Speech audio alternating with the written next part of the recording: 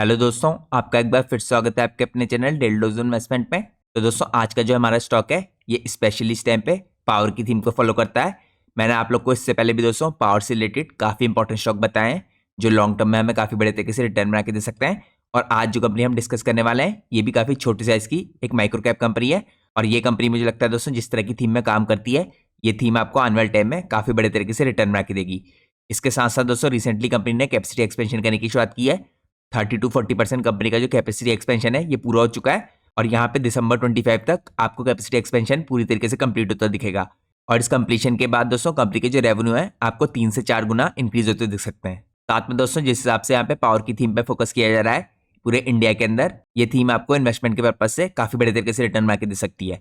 तो मैं चाहता हूँ आप आज की वीडियो पूरी लास्ट तक देखिए जिससे आपसे कोई भी इंपॉर्टेंट डिटेल मिस आउट ना हो। अगर आप लोग चैनल पे पहली बार आए हैं तो प्लीज चैनल को सब्सक्राइब कीजिए और वीडियो को लाइक कीजिए।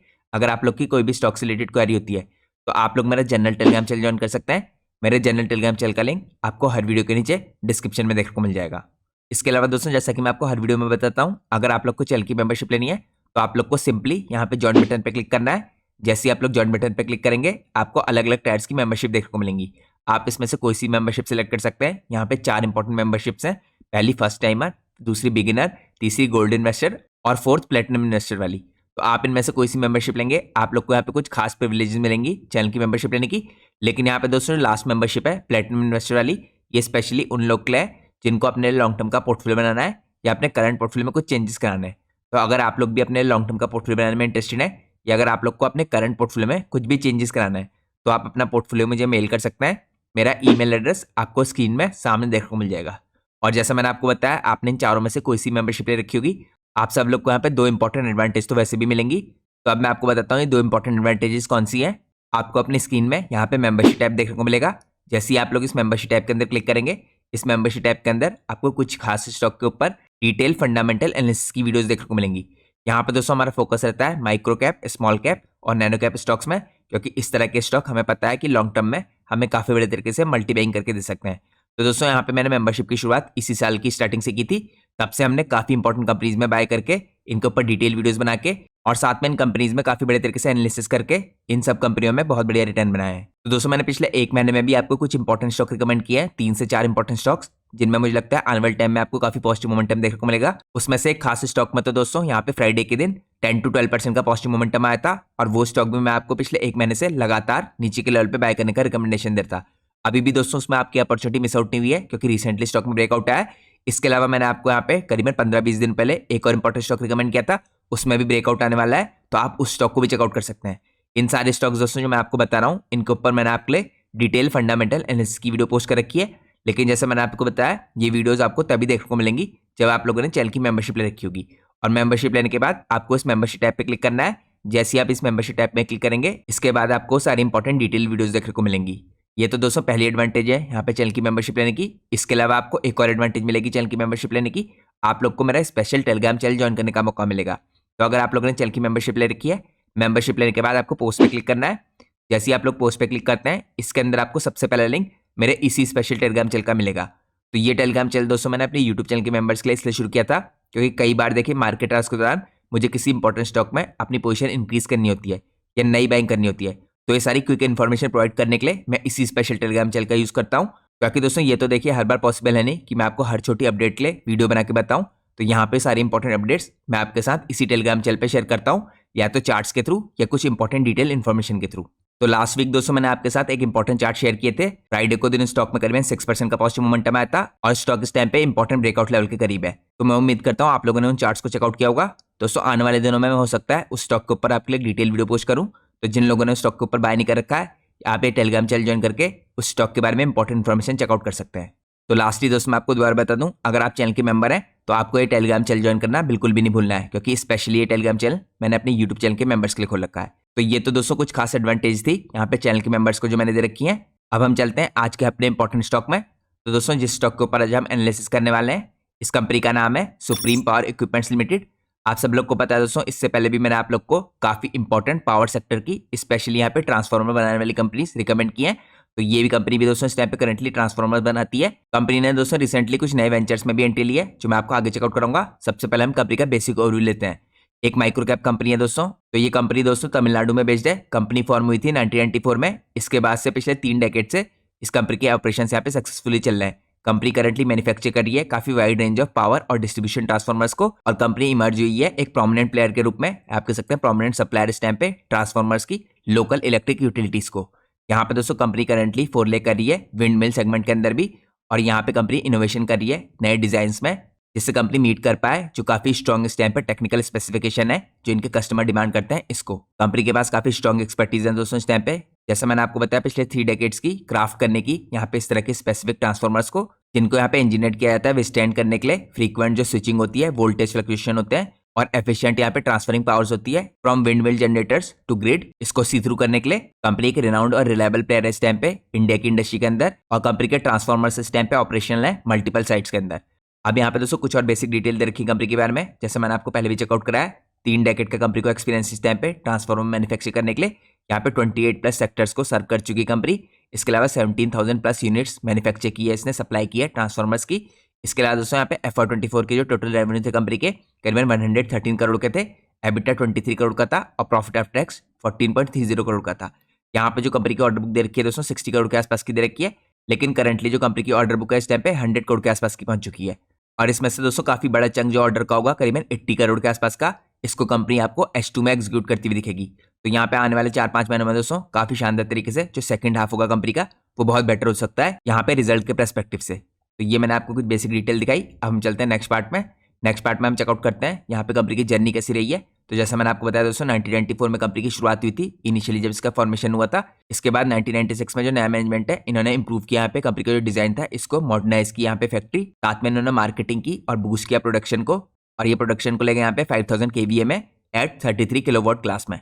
इसके बाद 2005 में दोस्तों कंपनी का इनकॉर्पोरेशन हुआ प्राइवेट लिमिटेड कंपनी के रूप में, और कंपनी को यहाँ पे लोग जानने लग गए supreme power equipment private limited के नाम से।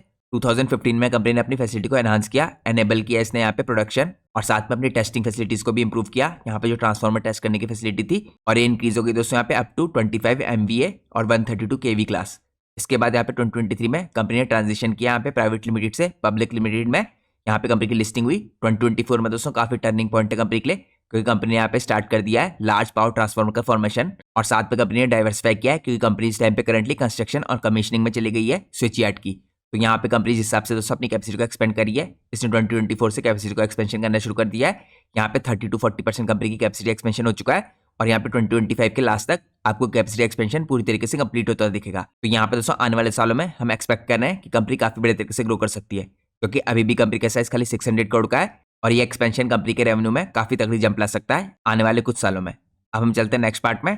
नेक्स्ट पार्ट में हम चेकआउट करते हैं यहाँ पे कंपनी की सक्सेस के जो पिलर्स हैं इंपॉर्टेंट। सबसे पहले दोस्तों इंपॉर्टेंट बात तो ये है कि कॉन्ट्रैक्ट्स है इसके जो गवर्नमेंट के साथ है, काफी बड़ी बात है। ये कंपनी को काफी बड़े तरीके से रेवेन्यू की श्योरिटी देते हैं। इसके अलावा दोस्तों यहाँ पे एक्सपीरियंस और स्ट्रॉन्ग मैनेजमेंट टीम है कंपनी के पास, ये भी कंपनी के लिए पॉजिटिव बात है। साथ में कंपनी हाईली क्राफ्टेड और काफी शानदार तरीके से जो इंजीनियर प्रोडक्ट होते हैं इनको बनाती है। यहाँ पे केपेबल टेक्निकल पर्सनल्स है कंपनी के पास जो यहाँ पे इस तरह के इंपॉर्टेंट प्रोडक्ट को बनाते हैं। यहाँ पे क्वालिटी एश्योरेंस को भी कंपनी फॉलो करती है। ऑर्गेनाइज और फोकस मार्केटिंग टीम है कंपनी की, वाइड प्रोडक्ट पोर्टफोलियो है इसका जो मैं आपको आगे चेकआउट कराऊंगा। इसके अलावा यहाँ पे कॉर्डियल रिलेशनशिप है इसके अपने कस्टमर के साथ और सप्लायर्स के साथ। यहाँ पे कंपनी वेल इक्विप्ड है दोस्तों मैन्युफैक्चरिंग फैसिलिटीज के साथ अपनी, और साथ में कंपनी एक्सपेंशन भी करी है जो मैंने आपको चेकआउट करा है। अब हम चलते हैं नेक्स्ट पार्ट में। नेक्स्ट पार्ट में आपको चेकआउट कराता हूँ इसकी state of art manufacturing facility को। तो करंटली जो कंपनी की फैसिलिटी है इसके अंदर देखिए क्या क्या चीज़ें आती है। यहाँ पे आपको कोर बिल्डिंग दिखेगी कंपनी की। इसके अलावा आपको यहाँ पे वेंडिंग मशीन दिखेगी, यहाँ पे आपको शेयरिंग मशीन दिखेगी। इसके अलावा आपको यहाँ पे मैन्युफैक्चरिंग भी दिखेगा जहाँ पे मैन्युफैक्चरिंग हो रही है, देखिए ट्रांसफॉर्मर दिखेंगे आपको यहाँ पे। इसके अलावा यहाँ पे ट्रांसफॉर्मर का प्रोडक्शन होते हुए दिख रहा है आपको इसकी फैसिलिटी के अंदर। यहाँ पे आपको टेस्टिंग की फैसिलिटी दिखेगी जहाँ पे सारे ट्रांसफॉर्मर्स को टेस्ट किया जाता है। यहाँ पे आपको RTCC पैनल असेंबली दिखेगी, यहाँ पे पैनल्स की असेंबली होती है। इसके बाद आपको लास्ट पार्ट दिखेगा रेडी टू डिस्पैच का। यहाँ पे आप देखिए ट्रांसफॉर्मर बने हुए हैं, इनको डिस्पैच करने के लिए रखा गया है। तो ये मैंने आपको एक state of art manufacturing facility की थोड़ी बेसिक चीजें दिखाई। अब हम चलते हैं नेक्स्ट पार्ट में। नेक्स्ट पार्ट में हम चेकआउट करते हैं कंपनी के प्रोडक्ट जो इंपॉर्टेंट प्रोडक्ट है, यानी इसके जो ट्रांसफॉर्मर है ये कौन कौन से टाइप्स के हैं। तो यहाँ पे दोस्तों सबसे पहले जो इंपॉर्टेंट ट्रांसफॉर्मर है कंपनी का जो कंपनी मैन्युफैक्चर करती है यह है पावर ट्रांसफॉर्मर। तो पावर ट्रांसफॉर्मर दोस्तों एक वाइटल कंपोनेंट होता है इलेक्ट्रिकल पावर सिस्टम का जो सर्व करता है यहाँ पे क्रूशियल फंक्शन एंश्योर करने के लिए कि पावर का ट्रांसमिशन हो, जिससे इलेक्ट्रिसिटी का यहाँ पे डिस्ट्रीब्यूशन किया जा सके। इसके बाद दोस्तों कंपनी का दूसरा प्रोडक्ट पोर्टफोलियो है जनरेटर ट्रांसफॉर्मर का। तो जनरेटर ट्रांसफॉर्मर दोस्तों वाइटल होते हैं कंपोनेंट यहाँ पे जो पावर जनरेशन के प्लांट्स में यूज होते हैं। तो यहाँ पे दोस्तों ये इंश्योर करते हैं इस तरह के ट्रांसफॉर्मर कि जितनी भी देखिए इलेक्ट्रिसिटी जनरेट की गई हो उसको किस हिसाब से यहाँ पे वेरियस सोर्सेज के थ्रू एफिशिएंटली ट्रांसफॉर्म करके ट्रांसमिट किया जा सके इलेक्ट्रिकल ग्रिड में। तो यहाँ पे जनरेटर ट्रांसफार्मर भी इसके काफी इंपॉर्टेंट कंपोनेंट है जो कंपनी मैन्युफैक्चर करती है। इसके बाद आते हैं यहाँ पे तीसरे नंबर पे विंड मिल ट्रांसफार्मर। कंपनी दोस्तों यहाँ पे विंड मिल ट्रांसफार्मर बनाती है। तो विंड मिल ट्रांसफार्मर दोस्तों काफी वाइटल रोल प्ले करते हैं यहाँ पे इंश्योर करने के लिए कि जो इलेक्ट्रिसिटी जनरेट की जा रही है विंड टर्बाइन के द्वारा, इसको एफिशिएंटली ट्रांसफॉर्म करके और यहाँ पे इंटीग्रेट किया जा सके इलेक्ट्रिकल ग्रिड में। ये कंट्रीब्यूट करते हैं दोस्तों यहाँ पे ग्रोथ में रिन्यूएबल एनर्जी की और साथ में रिडक्शन में जो ग्रीन हाउस गैस के इमिशन है इसका। तो यहाँ पे विंड मिल ट्रांसफार्मर भी काफी इंपॉर्टेंट है रिन्यूएबल एनर्जी की साइड को। तो ये मैंने आपको 3 इंपॉर्टेंट कंपनी के ट्रांसफार्मर्स दिखाए। अब हम चलते हैं नेक्स्ट पार्ट में। नेक्स्ट पार्ट में मैं आपको कुछ और इंपॉर्टेंट ट्रांसफार्मर दिखाता हूँ जो कंपनी बनाती है। यहाँ पे दोस्तों अगला इंपॉर्टेंट ट्रांसफार्मर आता है डिस्ट्रीब्यूशन ट्रांसफार्मर। यहाँ पे डिस्ट्रीब्यूशन ट्रांसफार्मर जो होते हैं ये वाइटल कंपोनेंट होते हैं इस टाइम पे इलेक्ट्रिकल डिस्ट्रीब्यूशन सिस्टम के। ये इंश्योर किया जाता है दोस्तों कि यहाँ पे जो इलेक्ट्रिकल पावर है ये सेफली, एफिशिएंटली और रिलायबली यहाँ पे डिलीवर की जा सके होम्स में और बिजनेसेस में, साथ में इंडस्ट्रीज में। तो उसके लिए यहाँ पे डिस्ट्रीब्यूशन ट्रांसफार्मर का यूज किया जाता है। इसके बाद दोस्तों यहाँ पे आते हैं आइसोलेशन ट्रांसफार्मर। तो आइसोलेशन ट्रांसफार्मर भी काफी एसेंशियल होते हैं इलेक्ट्रिकल सेफ्टी के लिए, नॉइज रिडक्शन के लिए और इंटरफेरेंस एलिमिनेशन के लिए। यहाँ पे वाइड रेंज ऑफ एप्लीकेशन और होती है इसकी दोस्तों काफी डिफरेंट इंडस्ट्रीज में, साथ में इंश्योर करते हैं यहाँ पे प्रोटेक्शन बहुत इक्विपमेंट्स का और पर्सनल्स का। और ये सब चीजें यहाँ पे आइसोलेशन ट्रांसफार्मर को काफी क्रूशियल कंपोनेंट बनाती है इलेक्ट्रिकल सिस्टम के अंदर। इसके बाद दोस्तों अगले इंपॉर्टेंट ट्रांसफार्मर जो कंपनी बनाती है यह सोलर ट्रांसफार्मर। सोलर ट्रांसफार्मर भी इस टाइम पे क्रिटिकल कंपोनेंट होते हैं सोलर एनर्जी सिस्टम के अंदर। तो इनका रोल होता है दोस्तों यहाँ पे इंश्योर करने के लिए कंपेटेबिलिटी यहाँ पे ग्रिड की एसेंशियल होती है जो इस टाइम पे वाइड स्प्रेड करने के लिए और अडॉप्शन करने के लिए सोलर एनर्जी के लिए इन रेजिडेंशियल, कमर्शियल, इंडस्ट्रियल और यूटिलिटी स्केल एप्लीकेशन। तो ये मैंने आपको 3 और इंपॉर्टेंट ट्रांसफार्मर दिखाए जो कंपनी मैन्युफैक्चर कर रही है। हम चल रहे हैं नेक्स्ट पार्ट में। नेक्स्ट पार्ट में दोस्तों यहाँ पे कुछ और इंपॉर्टेंट ट्रांसफार्मर आते हैं कंपनी के। यहाँ पे आपको एनर्जी एफिशिएंट ट्रांसफार्मर दिखेंगे। एनर्जी एफिशिएंट जो ट्रांसफार्मर होते हैं इस टाइम पे डिजाइन किए जाते हैं मिनिमाइज करने के लिए एनर्जी के लॉसेस को। तो ये भी काफी इंपॉर्टेंट पार्ट है इसके प्रोडक्ट का। यहाँ पे दोस्तों इसके अंदर देखिए सेवरल बेनिफिट होते हैं। इसके अंदर जो सबसे पहला बेनिफिट दिखाया मैंने आपको वो तो यहाँ पे इंप्रूव्ड एफिशिएंसी का है। इसके अलावा यहाँ पे लोअर ऑपरेशनल कॉस्ट होता है, ये भी काफी फायदेमंद चीज होती है। साथ में इसका जो एनवायरमेंटल फुटप्रिंट होता है वो भी काफी स्मॉल होता है। इसके अलावा दोस्तों अगले इंपॉर्टेंट ट्रांसफार्मर जो कंपनी बनाती है ये कन्वर्टर और रेक्टिफायर ट्रांसफार्मर है। कन्वर्टर और रेक्टिफायर ट्रांसफार्मर इस टाइम पे स्पेशलाइज करते हैं फैसिलिटेट करने के लिए यहाँ पे conversion of electric power between different voltage levels. अब हम चलते हैं इसके नेक्स्ट प्रोडक्ट में। नेक्स्ट प्रोडक्ट है कंपनी का यहाँ पे tanks and accessories of transformers. तो यहाँ पे कंपनी ट्रांसफार्मर के साथ इनकी एक्सेसरीज भी बनाती है। यहाँ पे देखिए ऑयल कूल ट्रांसफार्मर होते हैं जो ये डिजाइन किए जाते हैं to be house inside metallic tanks और ये स्ट्रक्चरली काफी रोबस्ट होते हैं विथस्टैंड करने के लिए full vacuum during processing of transformers, oil pressure and concentrated point loads of lifting, हाउलिंग, jacking etcetera. इस हिसाब से दोस्तों यहाँ पे जो टैंक्स और एसेसरीज है ट्रांसफार्मर की ये भी कंपनी मैन्युफैक्चर करती है। अब हम चलते हैं नेक्स्ट पार्ट में। नेक्स्ट पार्ट में हम चेकआउट करते हैं इसका जो प्रोडक्ट वाइज यहाँ पे रेवेन्यू का डिस्ट्रीब्यूशन है वो किस हिसाब से दिखता है। तो सबसे पहले दोस्तों अगर आप चेकआउट कीजिए FY22, FY23 और FY24 में किस हिसाब से कंपनी ने अलग अलग यहाँ पे ट्रांसफार्मर में से रेवेन्यू जनरेट किए हैं ये मेंशन कर रखे हैं। तो यहाँ पे डिस्ट्रीब्यूशन ट्रांसफार्मर और जो यहाँ पे एनर्जी एफिशिएंट ट्रांसफार्मर है इससे कंपनी का FY22 में 43 करोड़ के आसपास का रेवेन्यू आता था। इसके बाद ये 23 में 41 करोड़ का हुआ और करंटली FY24 में अभी तक का हाईएस्ट हो चुका है 54 करोड़ का। तो यहाँ पे आपको ग्रोथ देखने को मिल रही है। लेकिन दोस्तों सबसे तगड़ी ग्रोथ आपको देखने को मिल रही है पावर ट्रांसफार्मर के अंदर। पावर ट्रांसफार्मर में अगर आप देखिए कंपनी FY22 में 1 करोड़ भी नहीं बनाती थी। इसके बाद कंपनी का रेवेन्यू एकदम से जंप किया 30 करोड़ गया 1 करोड़ से।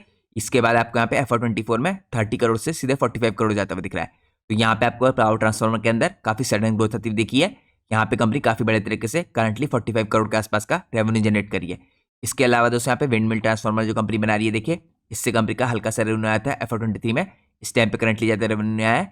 इसके बाद यहाँ पे सोलर ट्रांसफार्मर के अंदर भी आपको काफी तगड़ी ग्रोथ देखने को मिल रही है। सोलर ट्रांसफार्मर के अंदर का आप देखें दोस्तों तो यहाँ पे 2 करोड़ से करंटली कंपनी के 2 साल के अंदर 8 करोड़ के आसपास के रेवेन्यू जनरेट हो रहे हैं। तो यहाँ पे हम क्लियरली देख सकते हैं जो यहाँ पे सोलर ट्रांसफार्मर वाली डिवीजन है इससे कंपनी के रेवेन्यू 4 गुना हो चुके हैं। तो इसके अंदर हमें काफी अच्छी ग्रोथ आती हुई दिख रही है सोलर ट्रांसफार्मर की कैटेगरी में। इसके अलावा दोस्तों बाकी कैटेगरी जो जनरेटर ट्रांसफार्मर की, फर्नेस ट्रांसफार्मर की और रेक्टिफायर ट्रांसफार्मर की, इसके अंदर आपको कुछ ऐसी यहाँ पे कमाई होती नहीं दिख रही है। तो मेजोरिटी जो हम कह सकते हैं कंपनी की कमाई हो रही है यहाँ पे डिस्ट्रीब्यूशन ट्रांसफार्मर्स के अंदर से, पावर ट्रांसफार्मर से और यहाँ पे सोलर ट्रांसफार्मर के अंदर से हो रही है। हम चलते हैं नेक्स्ट पार्ट में। नेक्स्ट पार्ट में हम चेकआउट करते हैं कंपनी के कुछ इंपॉर्टेंट कस्टमर्स जिनको कंपनी सर्व करी है। तो यहाँ पे दोस्तों सबसे पहला इंपॉर्टेंट कस्टमर आता है तमिलनाडु इलेक्ट्रिसिटी बोर्ड। आप सब लोग को पता है ये कंपनी भी इस टाइम पे तमिलनाडु में ऑपरेट करती है। तो यहाँ पे तमिलनाडु इलेक्ट्रिसिटी बोर्ड इसका काफी बड़ा कस्टमर है। इसके अलावा आपको यहाँ पे पायनियर नेचुरल रिसोर्स दिखेगी कंपनी, यहाँ पे आपको सीमेंस दिखेगी, आपको L&T दिख रहा है। इसके बाद सुजुलॉन आता है, विस्तास आता है, सीमेंस गेमेसा रिन्यूएबल एनर्जी दिखेगा आपको, त्रिवेणी इंजीनियरिंग इंडस्ट्री दिखेगा, आपको यहाँ पे BBD दिख रहा है, PSG दिख रहा है। इसके बाद यूरोस हेलियोस दिख रहा है। इसके बाद आपको यहाँ पे इन्वर्टर टेक्नोलॉजी दिख रही है, यहाँ पे आपको EPE दिख रही है, आरीमोन दिख रहा है। शक्ति ग्रुप दिख रहा है, सोलेक्ट एनर्जी सिस्टम लिमिटेड दिख रही है, एहसान इलेक्ट्रिक दिख रहा है, मेथरन सोलर दिख रहा है। तो इस तरीके से आपको कुछ इंपॉर्टेंट कंपनी दिख रही है जो इसकी मेजर कस्टमर है इस टाइम पे। FY24 में दोस्तों जो टॉप 5 कस्टमर है कंपनी के, ये 72% के आसपास इसके रेवेन्यू में कंट्रीब्यूट करते थे। तो ये भी इंपॉर्टेंट चीज़ आपको अपने दिमाग में रखनी है। अब हम चलते हैं नेक्स्ट पार्ट में। नेक्स्ट पार्ट में हम चेकआउट करते हैं इस टाइम पे जो ट्रांसफार्मर की मार्केट है ये किस हिसाब से ग्रो करी है, या यहाँ पे जो एंटिसिपेशन किया जा रहा है ग्रोथ का वो किस हिसाब से दिखता है। तो यहाँ पे दोस्तों एंटिसिपेट किया जा रहा है कि 2023 से 2032 तक जो इस टाइम पे ट्रांसफार्मर की मार्केट है ये करीबन 7.2% के CAGR से ग्रो करेगी। तो यहाँ पे दोस्तों अगर आप देखें जो ट्रांसफार्मर की मार्केट है इसको वैल्यू किया गया यहाँ पे US बिलियन डॉलर में, $54 बिलियन 2022 के आसपास, और ये ग्रो करने वाली दोस्तों आने वाले 10 सालों में यहाँ पे 7.2% के CAGR से। जो लार्ज स्केल दोस्तों इस टाइप पे इंटीग्रेशन हो रहा है रिन्यूएबल एनर्जी की सोर्सेज में, साथ में जो इंक्रीज हो रहा है इस टाइप पे इलेक्ट्रिफिकेशन प्रोग्राम्स का प्राइमरी यहाँ पे अक्रॉस इमर्जिंग इकोनॉमीज जैसे इंडिया के अंदर, ये बहुत बड़े तरीके से एक्सीलरेट करेगा इस पूरी इंडस्ट्री की ग्रोथ सिनेरियो को। यहाँ पे क्योंकि दोस्तों पावर इंडस्ट्री के अंदर ग्रोथ होगी तो यहाँ पर ट्रांसफार्मर की जरूरत पड़ेगी, तो इसका इंपैक्ट आपको ट्रांसफार्मर इंडस्ट्री के अंदर काफी पॉजिटिवली देखने को मिलेगा। इसके अलावा दोस्तों यहाँ पे एक्सपेंड किया रहा है अर्बन इंफ्रास्ट्रक्चर को भी, जो यहाँ पे इंक्रीज करेगा प्रोडक्ट की डिमांड को, कमर्शियल इंडस्ट्रियल और एप्लीकेशन को, यहाँ पे जो पावर ट्रांसफार्मर की है इनको, और साथ में जो इंडस्ट्रियल एप्लीकेशन का सेगमेंट है ये एक्सपेक्ट कर रहा है यहाँ पे 7% की CAGR से ग्रोथ 2023 से 2032 तक। तो ये दोस्तों एक बेसिक ग्रोथ के आंकड़े थे कि किस हिसाब से यहाँ पे ग्लोबल लेवल पे मार्केट ग्रो कर सकती है। हम चलते हैं नेक्स्ट पार्ट में। नेक्स्ट पार्ट में हम चेकआउट करते हैं कि यहाँ पे इंडिया के अंदर जो एम्पावरमेंट हो रहा है इस टाइम पे इंडिया की ग्रिड का, ये किस हिसाब से यहाँ पे ट्रांसफार्मर की मार्केट को काफी बड़े तरीके से पॉजिटिवली इंपैक्ट कर सकता है। तो करंटली कैपेसिटी का दोस्तों ऑगमेंटेशन है जो वो बूस्ट कर रहा है डिमांड को। इंडिया की यहाँ पे जो पावर जनरेशन के टारगेट है ये एस्टिमेटेड है इस टाइम पे दोस्तों 1750 फ्रॉम 1624 बिलियन यूनिट्स, जो एक्चुअल जनरेशन हुआ था यहाँ पे FY23 में इससे। इसके अलावा दोस्तों यहाँ पे जो इंडस्ट्रियल सेक्टर है करंटली लार्जेस्ट कंज्यूमर है, क्योंकि यहाँ पे जो टोटल कमर्शियल एनर्जी का प्रोडक्शन है इसमें से 50% यही कंज्यूम कर रहा है। तो इस हिसाब से दोस्तों आपको काफी शानदार ग्रोथ देखने को मिल सकती है। यहाँ पे अगर आप देखें रिन्यूएबल एनर्जी के सोर्सेज दे रखे हैं और कन्वेंशनल एनर्जी के सोर्स दे रखे हैं, तो यहाँ पे जो इंस्टॉल एनर्जी की कैपेसिटी है दोस्तों गीगावाट में, यहाँ पे अगर आप रिन्यूएबल एनर्जी की देखें तो 170 गीगावाट की दिखेगी आपको, और कन्वेंशनल आपको 243 गीगावाट की दिखेगी। लेकिन इस सिचुएशन दोस्तों आपको आगे फ्यूचर में चेंज होती दिखेगी। यहाँ पे देखिए बजट 2024 में गवर्नमेंट ने यहाँ पे फोकस कर रखा है पावर सेक्टर के अंदर, और गवर्नमेंट ने यहाँ पे एक्स्ट्रा 50% फंड्स एलोकेट किए हैं पिछली बार से, जिनको एलोकेट किया गया यहाँ पे ग्रीन हाइड्रोजन के अंदर, सोलर पावर के अंदर, ग्रीन एनर्जी की कॉरिडोर्स में, और ये करंटली इन लाइन है जो इंडियन गवर्नमेंट का यहाँ पे रिन्यूएबल एनर्जी के टारगेट्स हैं 2030 तक। ये टारगेट है यहाँ पे 500 गीगावाट के। अगर आप यहाँ पे दोस्तों एनर्जी का रिक्वायरमेंट देखें यहाँ पे बिलियन यूनिट्स में, तो FY18 में करीबन 1212 के आसपास था, लेकिन ये आपको देखें 2000 के आसपास जाते हुए दिख रहा है FY27 तक। तो काफी शानदार तरीके से आपको यहाँ पे एनर्जी रिक्वायरमेंट बढ़ती हुई दिख रही है, और इस एनर्जी रिक्वायरमेंट को दोस्तों इंडिया की पूरी करने के लिए यहाँ पे रिन्यूएबल एनर्जी के सोर्स पे गवर्नमेंट फोकस कर रही है। अब हम चलते हैं नेक्स्ट पार्ट में। नेक्स्ट पार्ट में हम चेकआउट करते हैं यहाँ पे कंपनी के फाइनेंशियल्स, कंपनी ने कैसा परफॉर्म किया दोस्तों, क्योंकि जैसे मैंने आपको बताया कि SME स्टॉक है, तो SME स्टॉक्स के दोस्तों हाफ ईयरली बेसिस पे रिजल्ट आते हैं। तो यहाँ पे अगर आप देखें पहले हाफ में कंपनी ने कैसे परफॉर्म किया है, तो H1 FY25 के यहाँ पे कंसोलिडेटेड आंकड़े दे रखे हैं। सबसे पहले अगर आप दोस्तों टोटल इनकम चेकआउट करें कंपनी की H1 FY24 के मुकाबले, तो यहाँ पे H1 FY24 में कंपनी ने 52 करोड़ की यहाँ पे टोटल इनकम जनरेट की थी। इसके बाद H1 FY25 में ये बढ़ के यहाँ पे करीबन 58.61 करोड़ की हो गई। तो यहाँ पे आपको H1 FY24 के मुकाबले H1 FY25 में इंक्रीज दिख रहा है। लेकिन आपको दोस्तों एक चीज पे फोकस करना है कि कंपनी के जो H2 के रिजल्ट होते हैं वो हमेशा H1 से बेटर आते हैं, और यहाँ पे कंपनी एक्सपेक्ट करी कि H2 में जो कंपनी के आंकड़े हैं काफी शानदार तरीके से आपको इंक्रीज होते दिखेंगे। जैसे मैंने आपको बताया यहाँ पे कंपनी एग्जीक्यूट करना चाह रही है 80 करोड़ से ऊपर के ऑर्डर्स को H2 में, और अगर ऐसा हुआ तो आपको कंपनी के रेवेन्यू में काफी तगड़ा जंप देखने को मिलेगा 35% के आसपास का, और वो भी ईयर ऑन ईयर बेसिस पे। इसके बाद दोस्तों यहाँ पे अगर H1 FY24 से H1 FY25 में कंपनी के एबिटा और एबिटा मार्जिन देखें, तो एबिटा मार्जिन में देखिए आपको इंक्रीज दिख रहा है। एबिटा मार्जिन 19.76% से इंक्रीज होकर 20.53% हुआ है, लगभग 1% का इंक्रीज दिख रहा है। और यहाँ पे कंपनी की जो एबिटा है 10.39 करोड़ से 12.03 करोड़ हुआ है, तो कंपनी के एबिटा भी आपको इंक्रीज होते हुए दिख रहे हैं मार्जिन के साथ। इसके अलावा दोस्तों यहाँ पे कंपनी के जो नेट प्रॉफिट है देखिए, और नेट प्रॉफिट मार्जिन है ये भी यहाँ पे हल्के से इंक्रीज होते दिख रहे हैं। नेट प्रॉफिट मार्जिन यहाँ पे 12.53% से 12.54% हुआ है, तो माइन्यूट सा इंक्रीज है।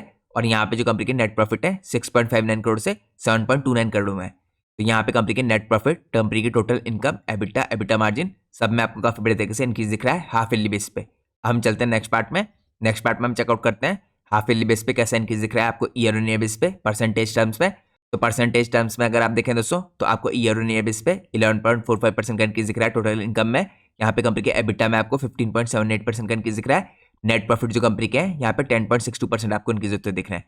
तो इससे हमें क्लियरली पता चल रहा है यहाँ पे H1 FY24 के मुकाबले H1 FY25 कंपनी का ज्यादा बेटर लग रहा है। और यहाँ पे दोस्तों आपको एक और चीज का ध्यान रखना है, जो कंपनी का H2 होगा वो कंपनी के लिए बहुत पॉजिटिव हो सकता है, और जिसके बाद आपको यहाँ पे स्टॉक के प्राइस में भी पॉजिटिव मोमेंटम देखने को मिल सकता है। अब हम चलते हैं नेक्स्ट पार्ट में। नेक्स्ट पार्ट में आपको चेकआउट करता हूँ यहाँ पे ओवर द ईयर्स कंपनी ने कैसा परफॉर्मेंस दिखाया है। तो ओवर द ईयर्स दोस्तों अगर आप चेकआउट कीजिए FY22 में जो कंपनी की टोटल इनकम थी 46 करोड़ की थी, 23 में करीबन 78 करोड़ की हुई और यहाँ पे 110 करोड़ की हो गई है FY25 में। तो पिछले 3 सालों से कंपनी काफी बड़े तरीके से इनकम को इंक्रीज करती हुई दिखा रही है। इसके बाद अगर आप दोस्तों एबिटा और एबिटा मार्जिन देखें तो एबिटा मार्जिन यहाँ पे 7% से इंक्रीज होकर 19 to 20% के आसपास जा चुका है। इसके अलावा अगर आप कंपनी का एबिटा देखें तो एबिटा में भी काफी बड़े तरीके से इंक्रीज आया है। 22 में 3.44 करोड़ का था, इसके बाद अगले साल यहाँ पे 15.54 करोड़ का और करंटली यहाँ पे 20 करोड़ से ऊपर का जा चुका है। इसके साथ साथ दोस्तों जो प्रॉफिट आफ्टर टैक्स है और इसके मार्जिन है ये भी हमें काफी पॉजिटिव डायरेक्शन में जाते हुए दिख रहे हैं। कंपनी के दोस्तों जो प्रॉफिट थे देखे 0.52 करोड़ के, यहाँ पे 1 करोड़ से भी नीचे के कंपनी के प्रॉफिट थे FY22 में, ये इंक्रीज होकर यहाँ पे 10.82 करोड़ के हुए। इसके बाद करंटली यहाँ पे FY24 में 14 करोड़ के हो गए। यहाँ पे कंपनी के दोस्तों जो मार्जिन है देखिए ये भी इंप्रूव हुए थे। 23 में तो हाईएस्ट गए थे 13.89% और करंटली भी यहाँ पे काफी बड़े तरीके से 12.73% के आसपास मेंटेन है। तो यहाँ पे कंपनी ने अपनी इनकम में, एबिटा मार्जिन में, एबिटा में और साथ में यहाँ पे प्रॉफिट आफ्टर टैक्स और प्रॉफिट आफ्टर टैक्स मार्जिन में, इनमें पिछले 3 साल से काफी बड़े तरीके से इंक्रीज दिखा है। अब हम चलते हैं नेक्स्ट पार्ट में। नेक्स्ट पार्ट में हम चेकआउट करते हैं दोस्तों किस हिसाब से यहाँ पे कंपनी के ऑपरेटिंग प्रॉफिट मार्जिन इंक्रीज हो रहे हैं। ये काफी इंपॉर्टेंट चीज है आपके लिए देखना। अगर आप देखें दोस्तों यहाँ पे मार्च 18 से करीबन यहाँ पे मार्च 2022 तक कंपनी की जो ऑपरेटिंग प्रॉफिट मार्जिन है ये आपको 7 to 8% के आसपास दिखेंगे। यहाँ पे अगर आप चेकआउट कीजिए 7%, 6%, 5%, 8%, 7%, आपको यहाँ पे 5 साल तक लगातार 7 to 8% के आसपास कंपनी के मार्जिन दिख रहे थे। इसके बाद 2023 से दोस्तों कंपनी के मार्जिन में जंप आया। कंपनी के ऑपरेटिंग प्रॉफिट मार्जिन 7% से इंक्रीज होकर 17% हुए। इसके बाद अगले साल 24 में भी 16% के दिख रहे हैं आपको और यहाँ पे हाफ ईयरली बेस पे दोस्तों रिजल्ट आ चुके हैं ट्रेलिंग 12 मंथ में। यहाँ पे H1 के रिजल्ट कंपनी ने पोस्ट कर दिए हैं और अभी भी आपको मार्जिन 16% के आसपास स्टेबल दिख रहे हैं। तो यहाँ पे दोस्तों लगातार कंपनी ने पिछले 2.5 सालों से अपने मार्जिन को 16 to 17% पे मेंटेन किया है। तो ये काफी पॉजिटिव बात है। इसी के कारण कंपनी के प्रॉफिट में आपको इंक्रीज आता हुआ दिख रहा है। यहाँ पे अगर आप चेकआउट कीजिए कंपनी की नेट प्रॉफिट जो यहाँ पे करीबन मार्च 2020 में 1 करोड़ के आसपास के थे, ये अगले साल बल्कि 11 करोड़ के हुए। इसके बाद अगले साल यहाँ पे 14 करोड़ के और यहाँ पे H1 के बेस पे 15 करोड़ के हो गए। यहाँ पे दोस्तों H2 काफी बढ़िया आएगा और इसके बाद मुझे लगता है जो कंपनी के प्रॉफिट होंगे ये भी आपको थोड़ा हायर साइड में जाते हुए दिखेंगे। तो ये दोस्तों मैंने आपको चेकआउट कराया के हिसाब से ऑपरेटिंग प्रॉफिट मार्जिन को इंक्रीज करके कंपनी अपने मार्जिन को हायर साइड में मेंटेन करी है। इसके साथ साथ दोस्तों कंपनी कुछ अलग अलग प्रोडक्ट्स में भी देखिए यहाँ पे एंट्री ले रही है और फ्यूचर में वो भी कंपनी के मार्जिन को इंप्रूव करने में काफी पॉजिटिवली कंट्रीब्यूट कर सकता है। अब हम चलते हैं नेक्स्ट पार्ट में। नेक्स्ट पार्ट में हम चेकआउट करते हैं टॉप 10 कस्टमर के हिसाब से कंट्रीब्यूट कर रहे हैं इस टाइम पे कंपनी के रेवेन्यू में। तो दोस्तों अगर आप चेकआउट कीजिए यहाँ पे देखिए कुछ चेंजेस आए हैं। इनिशियली FY22 में अगर आप कंपनी के देखिए टॉप 10 कस्टमर देखेंगे तो लगभग यहाँ पे 88% कंट्रीब्यूट करते हुए दिखेंगे आपको FY22 में। लेकिन धीरे धीरे करके दोस्तों कंपनी अपने रेवेन्यूज की स्ट्रीम को थोड़ा डाइवर्सिफाई करी है और यहाँ पे देखिए 88% के आसपास से करंटली FY24 में 79% पहुंच चुका है। तो यहाँ पे लगातार जो टॉप 10 कस्टमर है इनके ओवरऑल जो रेवेन्यू है आपको कम होते हुए दिख रहे हैं और अदर कस्टमर से जो 12% के आसपास का रेवेन्यू आते हुए दिख रहा था ये 20% से ऊपर जाते हुए दिख रहा है आपको। तो ये काफी पॉजिटिव बात है दोस्तों। यहाँ पे जो टॉप 10 कस्टमर है इनका जो रेवेन्यू का डिस्ट्रीब्यूशन है या आप कह सकते हैं रेवेन्यू का जो कंट्रीब्यूशन है ये आपको कम होता हुआ दिख रहा है क्योंकि कंपनी के कस्टमर और भी डायरेक्शन में इंक्रीज हो रहे हैं। हम चलते हैं नेक्स्ट पार्ट में। नेक्स्ट पार्ट में हम चेकआउट करते हैं कि ऑपरेशनल हाईलाइट्स कंपनी की जो रही है इस बार। तो यहाँ पे दोस्तों कंपनी को रिसीव हुआ है देखिए 3.41 करोड़ का एक कॉन्ट्रैक्ट यहाँ पे और ये ऑर्डर कंपनी को रिसीव हुआ है शेषाशाही पेपर एंड बोर्ड लिमिटेड के द्वारा। इसके बाद कंपनी ने एक और इंपॉर्टेंट ऑर्डर सिक्योर किया 26 करोड़ का सोलर एनर्जी कंपनी की तरफ से। इन दोनों ऑर्डर्स की दोस्तों यहाँ पे एग्जीक्यूशन की टाइमलाइन भी दे रखी है। देखिए पहले ऑर्डर की जो एग्जीक्यूशन की टाइमलाइन है 3 से 4 मंथ की है और दूसरे ऑर्डर की जो एग्जीक्यूशन की टाइमलाइन है 5 मंथ्स की है। इसके बाद हम चलते हैं नेक्स्ट पार्ट में। नेक्स्ट पार्ट में मैं आपको चेकआउट करता हूँ कंपनी के वैल्यूएशन और साथ में कंपनी की मार्केट कैप। तो करंटली दोस्तों कंपनी की मार्केट कैप देखें आप तो यहाँ पे 600 करोड़ की है। तभी मैंने आपको बताया कि माइक्रो कैप कंपनी है। स्टॉक का पी 40 का दिखेगा आपको। यहाँ पे दोस्तों अगर आप इंडस्ट्री का पी देखेंगे तो 64 का दिखेगा। आप सब लोग को पता है दोस्तों यहाँ पे जितनी भी इंपॉर्टेंट कंपनीज है खासकर ट्रांसफॉर्मर्स की वो काफी हाई पी कमांड कर रही है और मेजोरिटी कंपनी दोस्तों इस टाइम पे आपको हायर वैल्यूएशंस पे ट्रेड होती हुई दिख रही है। ये आपको दोस्तों कुछ लिमिटेड कंपनीज में दिखेगी जो ट्रांसफॉर्मर की कंपनियां स्पेशली जो करंटली यहाँ पे लोअर वैल्यूएशंस पे ट्रेड कर रही हैं। तो ये भी एक इंपॉर्टेंट बात है दोस्तों क्योंकि ये कंपनी बाकी ट्रांसफॉर्मर की कंपनीज के मुकाबले लोअर वैल्यूएशंस पे ट्रेड करी है। यहाँ पे अगर आप रिटर्न ऑन कैपिटल एम्प्लॉयड देखिए कंपनी का 37.2 का है, रिटर्न ऑन इक्विटी 30 का है। यहाँ पे पिछले 3 साल की सेल्स ग्रोथ 44% की है, पिछले 3 साल की प्रॉफिट ग्रोथ 273% की है। क्योंकि जैसे मैंने आपको दिखाया कंपनी की जो मार्जिन में एक्सपेंशन हुआ है काफी शानदार तरीके से हुआ है जिसके कारण आपको प्रॉफिट सेल्स के मुकाबले और भी बेहतरीन तरीके से इंक्रीज होते दिख रहे हैं। इसके अलावा दोस्तों यहाँ पे कंपनी में डेट की कोई प्रॉब्लम नहीं है, 0.03 है इसकी डेट टू इक्विटी। तो ये भी एक पॉजिटिव साइन है और जैसा मैंने आपको दिखाया यहाँ पे वैल्यूएशंस वाइज बाकी इंडस्ट्री के मुकाबले आपको यहाँ पे काफी चीप वैल्यूएशंस पे मिल रही है कंपनी। अब मैं आपको लेकर चलता हूँ नेक्स्ट पार्ट में। नेक्स्ट पार्ट में चेकआउट करते हैं कंपनी की बैलेंस शीट को। तो यहाँ पे दोस्तों कंपनी के रिजर्व लगातार बढ़ रहे हैं बल्कि पिछले 3 सालों में तो काफी अच्छा इंक्रीज आया है। मार्च 23 में 14 करोड़ के रिजर्व थे, 24 में 49 करोड़ के और करंटली यहाँ पे सितंबर 24 में 56 करोड़ के हो गए। यहाँ पे बोरिंग दोस्तों कुछ भी नहीं है, देखिए कम हो गई है बल्कि, और 8 करोड़ से 6 करोड़ हुई, और यहाँ पे करंटली 2 करोड़ की हुई है। अब करंटली दोस्तों काफी एक इंपॉर्टेंट डेवलपमेंट हो रहा है, आपको यहाँ पे कंपनी के फिक्स एसेट और यहाँ पे CWIP में दिखेगा, यानी जो कैपिटल वर्क इन प्रोग्रेस है इसके अंदर। तो यहाँ पे मार्च 24 में दोस्तों कंपनी के अंदर देखिए जो केपेक्स हो रहा था यहाँ पे 17 करोड़ के आसपास का, और कंपनी के फिक्स एसेट यहाँ पे करंटली 4 करोड़ के आसपास के दिख रहे हैं। इसके बाद दोस्तों यहाँ पे सितंबर 24 में भी कंपनी के अंदर जो CWIP है यानी कैपिटल वर्क इन प्रोग्रेस ये 32 करोड़ का होता है दिख रहा है आपको। तो काफी शानदार तरीके से आने वाले 1 सालों में आपको कंपनी में ग्रोथ देखने को मिल सकती है। जैसे मैंने आपको बताया कंपनी की जो प्रोडक्शन की कैपेसिटी होगी यहाँ पे वो एक्सेप्शनल तरीके से इंक्रीज होने वाली है 1 साल के अंदर, जिसके बाद आप लोग को 3 से 4 गुना का इंक्रीज होता दिख सकता है कंपनी के रेवेन्यूज में। तो बैलेंस शीट के अंदर ही कुछ इंपॉर्टेंट डिटेल्स आपको देखने को मिली है। हम चलते हैं नेक्स्ट पार्ट में। नेक्स्ट पार्ट में हम चेकआउट करते हैं कुछ की रेशियोज को कंपनी के। तो यहाँ पे दोस्तों हल्का से देखिए H1 में थोड़ा सा नेगेटिव इंपैक्ट देखने को मिला था, और इसके कारण जो कंपनी का कैश कन्वर्जन साइकिल है ये आपको इंक्रीज होता हुआ दिखा था। यहाँ पे 108 डेज से इसका कैश कन्वर्जन साइकिल 146 डेज होता हुआ दिखा है आपको। इसके अलावा दोस्तों यहाँ पे हल्का से देखिए इंक्रीज आता हुआ दिख रहा है आपको वर्किंग कैपिटल डेज में भी 96 डेज से यहाँ पे 144 डेज के हुए हैं। लेकिन दोस्तों यहाँ पे पूरी उम्मीद है कि अगर H2 के रिजल्ट अच्छे आते हैं तो आपको सारे रेशियोज दोबारा से इंप्रूव होते दिखेंगे। अब इसके बाद दोस्तों मैं आपको लेकर चलता हूँ नेक्स्ट पार्ट में। नेक्स्ट पार्ट में हम चेकआउट करते हैं शेयर होल्डिंग पैटर्न को। तो शेयर होल्डिंग में देखिए जो प्रमोटर है इन्होंने तो अपनी होल्डिंग को 56% पे मेंटेन कर रखा है। यहाँ पे दोस्तों FIS की होल्डिंग आपको डिक्रीज होती दिख रही है। अगर आप चेकआउट कीजिए FIS की होल्डिंग 3.87% से मार्च 24 में करंटली यहाँ पे कम होकर 0.06% रह गई है। लेकिन यहाँ पे दोस्तों DIs ने अपनी होल्डिंग को मेंटेन कर रखा है। 9.55% की DIs की होल्डिंग थी मार्च 24 में, और करंटली भी 9.49% की है। इसके अलावा दोस्तों आपको यहाँ पे शेयर होल्डिंग पैटर्न में कुछ इंपॉर्टेंट चेंजेस दिख रहे हैं। अगर आप देखें लगातार यहाँ पे दिसंबर 23 से कंपनी में जो नंबर ऑफ शेयर होल्डर्स हैं ये इंक्रीज हो रहे हैं। इससे आपको पता चल रहा है कि यहाँ पे वॉल्यूम का इंक्रीज हो रहा है कंपनी में। तो यहाँ पे ट्रेडिंग वॉल्यूम बढ़ेगी दोस्तों ऑटोमेटिकली अगर नंबर ऑफ शेयर होल्डर्स बढ़ेंगे। तो यहाँ पे 1500 के आसपास शेयर होल्डर थे कंपनी में, तो काफी छोटी कंपनी थी दिसंबर 23 में। मार्च 24 में ये करीबन 2000 के आसपास हुए, और करंटली दोस्तों यहाँ पे 2000 से जंप करके सितंबर में एक क्वार्टर के अंदर 3325 हो गए हैं। तो यहाँ पे लगातार आपको number of share holders company के अंदर बढ़ते हुए दिख रहे हैं। और दोस्तों इस पूरी प्रोसेस में जो कंपनी में स्टॉक का चार्ट है वो काफी बड़े तरीके से कंसोलिडेट कर रहा है। तो यहाँ पे मुझे लगता है कि धीरे धीरे करके स्टॉक के अंदर आपको एक्यूमुलेशन होता हुआ दिख रहा है, और यहाँ पे H2 के रिजल्ट जो काफी पॉजिटिव आने की उम्मीद है। इसके बाद स्टॉक की प्राइस में आपको काफी बड़े तरीके से पॉजिटिव मोमेंटम होता दिख सकता है। तो ये मैंने आपको कुछ इंपॉर्टेंट आंकड़े दिखाए जिसके अंदर मैंने आपको कंपनी के वैल्यूएशन चेकआउट करा है, इसमें किस हिसाब से ग्रोथ आ रही है दिखाया। यहाँ पे हमने कंपनी की बैलेंस शीट देखी जो हेल्दी दिखती है, साथ में हमने कंपनी के की रेशियोज देखे और शेयर होल्डिंग पैटर्न देखा। अब मैं आपको लेकर चलता हूँ नेक्स्ट पार्ट में, जो काफी इंपॉर्टेंट पार्ट है, वो है मैनेजमेंट की कमेंट्री या मैनेजमेंट की गाइडेंस। तो इसके अंदर दोस्तों सबसे पहले हम कुछ न्यू डेवलपमेंट्स को चेकआउट करते हैं। यहाँ पे देखिए एक नई 6 एकड़ की जो फैसिलिटी है ये एक्सपेक्ट की जा रही है ऑपरेशनल हो जाएगी दिसंबर 2025 तक, जैसे मैंने आपको इससे पहले भी बताया था। और ये काफी ह्यूज इंक्रीज होगा दोस्तों जो करंट कैपेसिटी है इसके मुकाबले, क्योंकि जो करंट कैपेसिटी है कंपनी की ये 2000 मेगावाट एम्पियर की है पर ईयर के हिसाब से, और यहाँ पे इंक्रीज होकर कैपेसिटी हो जाएगी 9000 के आसपास की। तो काफी ह्यूज इंक्रीज है दोस्तों कैपेसिटी में, और इसी के कारण मैंने आपको बताया जो कंपनी के रेवेन्यू है ये 3 से 4 गुना इंक्रीज होते दिख सकते हैं आपको आने वाले 1 से 2 सालों के अंदर। तो यहाँ पे दोस्तों जो इन्वेस्टमेंट होने वाला है टोटल इस फैसिलिटी के अंदर ये एस्टिमेट है करीबन 70 to 75 करोड़ का होने वाला है, और इस इन्वेस्टमेंट के बाद जो पोटेंशियल यहाँ पे रेवेन्यू का जनरेशन हो सकता है ये 500 से 550 करोड़ का हो सकता है जब कंपनी यहाँ पे फुल कैपेसिटी में रन करेगी। तो करंटली दोस्तों जो कैपेसिटी है इसके अंदर कंस्ट्रक्शन 20 to 30% के आसपास हो चुका है, और जो नेसेसरी यहाँ पे अप्रूवल है ये कंपनी ने सिक्योर कर लिया है। इसके बाद दोस्तों कुछ और देखिए यहाँ पे चेंजेस दे रखे हैं मार्केट डायनेमिक्स के। तो करंट जो कंपनी की ऑर्डर बुक है ये कंप्राइज करती है 30 to 40% इस टाइम पे रेन्यूएबल एनर्जी के प्रोजेक्ट्स को, 10% गवर्नमेंट यूटिलिटी के प्रोजेक्ट्स को। तो ये काफी पॉजिटिव साइन है दोस्तों कि रेन्यूएबल एनर्जी की तरफ से कंपनी को मेजर प्रोजेक्ट मिल रहे हैं। और जैसे मैंने आपको देखा कंपनी यहाँ पे क्लियरली ग्रोथ एक्सपेक्ट करी है, क्योंकि इन्होंने इन्वेस्टमेंट किया यहाँ पे काफी बड़े तरीके से अपने इंफ्रास्ट्रक्चर पे, जिसके कारण हमें यहाँ पे फ्यूचर में गवर्नमेंट की तरफ से और प्राइवेट सेक्टर से इनको काफी बड़े तरीके से ऑर्डर मिलते हुए दिखेंगे नए।